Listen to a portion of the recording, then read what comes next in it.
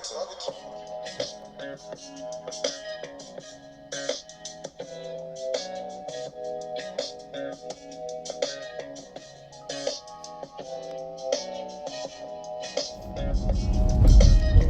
up, y'all, and welcome to AABTV, better known as Authentically Archery BTV, and we are going to be reviewing our favorite Wednesday night TV show, Abbott Elementary, y'all. I love this episode, y'all, so let's get into it. This episode begins with the group all arriving to school in the morning, and y'all, if you know me, y'all know I love a good video where somebody's falling or tripping or something like that. It's just like my guilty pleasure.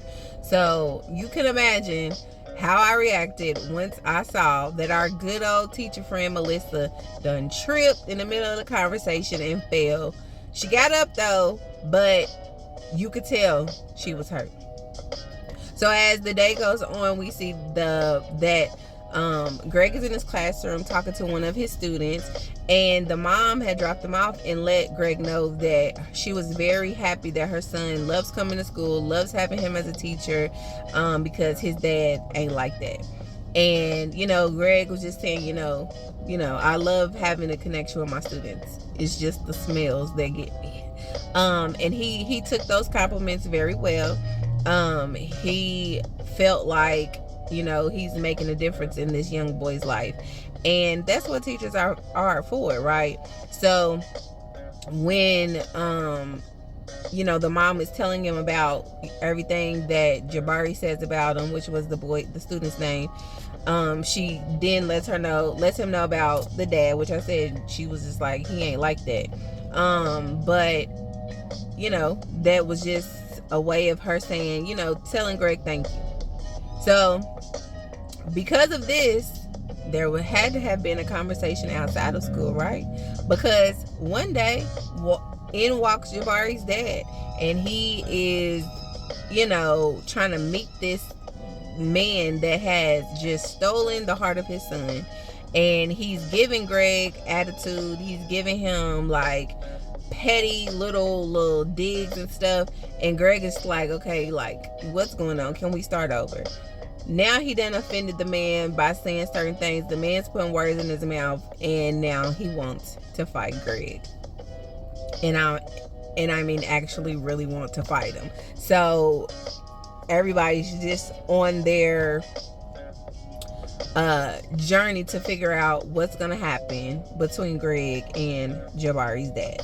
Now, while all of this is going on with Greg and the dad of his student wanting to fight him, Melissa is being stubborn. She doesn't want to go and get medical attention because she feels like going to the doctor, as a lot of people do, feel like you're paying people all of this money for them to tell you what's wrong. What she said, I'm paying an arm and a leg just for somebody to tell me what's wrong with my arm and my leg. And I was just like, yeah, but go to the doctor.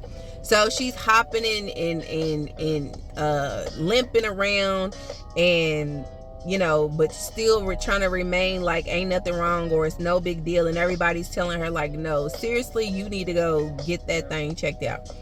She refuses. She's getting irritated. She's getting frustrated because everybody is making a big deal out of it. And her and Jacob are roommates, so he's like, no, something really is wrong with you because you fell asleep on the couch last night and you couldn't make it up the steps, and that's why you did it. And she was basically like, man, stay in your lane and manage your business. I don't want to hear nothing y'all gotta tell me. I'm fine. It's not that bad. It's not that bad. And so we really don't hear that much from her. But at the same time, everybody has this ongoing like collection of funds of money to buy a Keurig or whatever. And that particular conversation came up while they were in the teacher's lounge talking to Melissa, because she was trying to get people to help her but not help her at the same time get some coffee because she really couldn't walk. And so Ava's collecting the money, and Barbara whips out this bill and she gives it to her, and then Janine makes this like awkward comment about, I would if I had money, and everybody's like, okay girl. Then someone was like, oh, she's broke. But what it was that she loaned Barb some money, $5, and she was like, she's her goat, she's her fave, it's Barb, like she loves her, she admires her, and she's like, she hasn't worked up the nerve or the courage to ask for the money back because she just feels like, she should know that she owes me because she borrowed it, so why not give it back? And so she has this conversation with Greg and with Jacob at the table. He's like, it's Barbara, like y'all are close, she will understand, just ask for your money. And he was like, no, she was just like, no, it's $5. I don't want to seem petty, I don't want to seem broke, but I'm like, if somebody owe you some money, get your money.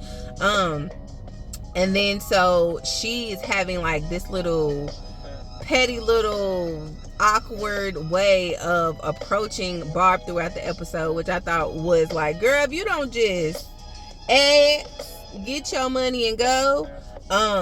She got all these different ways about trying to, I guess, passive aggressively approach Barbara. Like, she saw her at the vending machine and she had $15, 2 5s and 5 1s, and she's like, oh, if anybody was paying attention, that's $15. Yeah. And like, but still, and Barb's like, yeah, good quick math skills, like just not even realizing that she's trying to hint towards the fact that like, hey Barb, you owe me money. And so again, Jacob was like, girl, get your money, but she was just like, I can't do it. So as we go back to Greg, we start to see how everybody's feeling about how this fight is about to go down. I forgot to mention that Tariq has been showing up and popping up throughout the week. He's, dropping off his girlfriend's kid that he calls his son or whatever. And so he done tried to join the teachers in trying to get Greg pumped up for this fight. And everybody's just like, you need to practice. You need to, let Mr. Johnson train you and all this other stuff because he's serious about it. Now, before they did that, he did have a conversation, or it could have been after, excuse me if I'm wrong, but he had a conversation with little boy Jabari's mom about the fact that he met the dad, and she was like, oh really? And then he told him about the conversation and how it went down, and she let him know he's always trying to be extra, he's always trying to start stuff, and he also is going to finish it because he really is going to fight you, like that's what he's known for or whatever. And so he was like, what? Are you serious? So then that kind of put him into a different type of like mind frame. So then everybody is trying to like get him pumped up for the fight or prepare him for the fight, trying to figure out ways to get him to not have to fight him but fight somebody else, or come up with like this plot or this scenario to where it could scare the dad away basically. And he's still adamant, like, I'm not fighting this dude, like what is wrong with y'all? So crazy that they even decided to place bets on who they thought was gonna win. And he told them he couldn't fight him the same day, he had to fight him the next day at 3 p.m. And so you already know that Ava was in on the bets, and everybody was just like, look, it is what it is. So the bell rings and it is time for them to go outside and fight. Now everybody's out there. Ava got her phone, Tariq done pulled up, he done forgot where his son was, because he was so distracted by everything else that was going on. And so finally, as everybody's starting to walk up and gather together outside, again, Janine is still trying to figure out how she could approach Barb about this money, because again, they placing bets. She didn't have the 10 because it was $10 bets and up. So she asked Janine for $5. Mind you, Jacob loaned her $5 so that she could put her bet in on the fight, and she gave it to her. She didn't want to, but she did. And then she said, you know what, forget it, it's the GOAT, it's Barb, it is what it is. And Jacob was like, you really need to learn boundaries. And I was like, she does, and she agreed as well. So yeah, that was the end of that. But as they, like I said, they was waiting, and then here comes the student's father, and then he's like, oh, he ain't showing up. And then him and Tariq was having like a little back and forth or whatever. They must have known each other, been familiar with each other. And then out comes Greg. Now, before this, Greg was in his classroom by himself. He FaceTimed his dad. And his dad was telling him like how ridiculous it is that adults are even trying to fight. But he also needed to defend himself and remember the 1-2s that he taught him back in the day. So that was a cute little funny exchange. And so by this time, everybody's outside. Greg is not, but he ends up walking out, and then we see what happens after that. And what happens after that, you ask? Greg is like, you know what? We gonna go with this plan. Janine's like, I know you're strong. Trying to, build him up because that's her man, and she gonna stick beside him. And she's like, but you don't really have to do this. And so then he's like, no, I got this.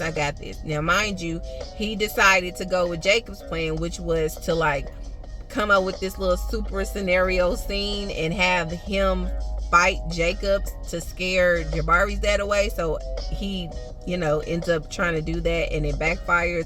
Jacob throws out some comments, and then everybody's looking at Greg like, what? Oh my gosh, no. And he's like, no, this is fake. This is all fake. So then that gets Jabari's dad all riled up, and he's like, now I gotta fight you, and I gotta fight you for these people and that people, and cause you really on one.